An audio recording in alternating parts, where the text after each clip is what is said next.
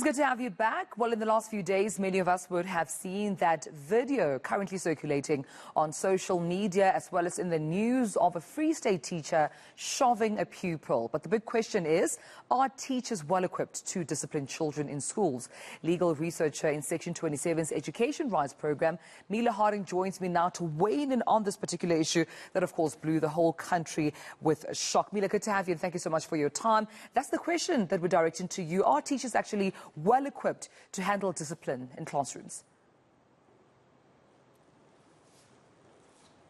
We believe teachers aren't well equipped to handle discipline in schools. We know that 6.8% of pupils were subjected to corporal punishment nationally in 2019, and that it's a huge problem that actually often goes underreported.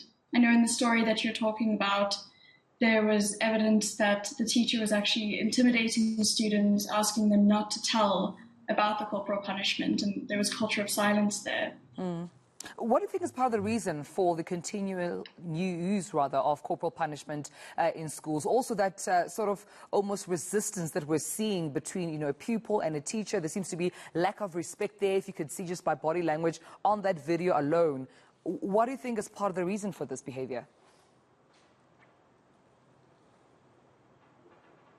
Part of the reason, I think, is that teachers firstly aren't well trained in positive discipline and how to handle students and how to discipline in a constructive manner, but also because teachers aren't really held accountable when they do commit incidents of corporal violence punishment, which is why Section 27 is actually taking the South African Council of Educators to court later this year.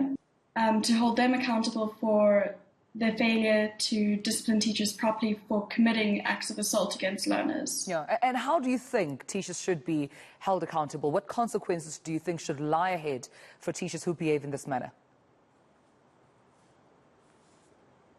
I think any disciplinary body for teachers should take a child-centered approach, having the best interests of children in mind, and what that entails is hearing the child, for instance, when meting out the punishment, but also for serious offences, probably being struck off the teacher's role or not being able to be a teacher again, and in less serious offences, potentially having rehabilitative measures to ensure that teachers aren't repeat offenders. Because what happens currently with the South African Council of Educators is that teachers get a slap on the wrist and they're essentially allowed to continue teaching without any anger management courses or counselling.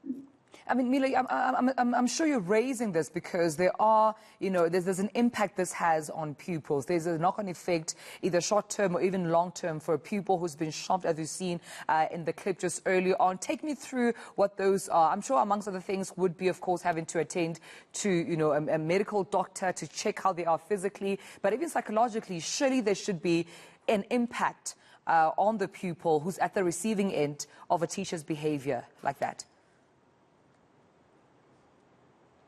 Yes, that's exactly right. We know from years of evidence and meta-analysis of that evidence that corporal punishment doesn't only not work in the long term, but it's associated with a host of negative developmental outcomes, which include low self-esteem, increased risk of depression, increased risk of anxiety, and aggressive tendencies later on in life. Because essentially what you're teaching children is that in conflict management, violence is an appropriate response. And that just cannot be what... Right. I wanted to also touch on the learners here, for instance. We know that it's not just teachers here who are on the receiving end. There are also some learners who are out of control, ill-disciplined, quite provocative. How should they then be dealt with? What should happen to those learners that equally show ill-discipline in schools, do you think?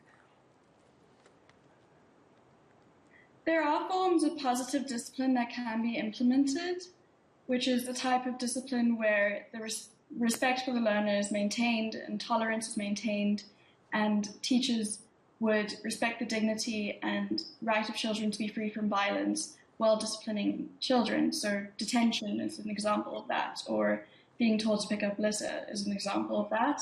but mostly using positive reinforcement, so rewarding good behavior. And then in cases of really serious behavioral issues, then that can be dealt with a school's code of conduct through suspension and expulsion in very extreme cases. Violence just isn't necessary. And the role that parents can play here, because oftentimes teachers lament that there have to be teachers/parents in school. They believe that when it comes to discipline, that's one part of a learner's character and personality trait that should be instilled at home rather, and not in school. What's the role they could play here as parents and assistant teachers with discipline in schools, do you think? Well, I think parents definitely do have a role to play in also enforcing positive discipline against their children. And it's difficult because South Africa is an incredibly violent society, and violence is to a large extent normalized.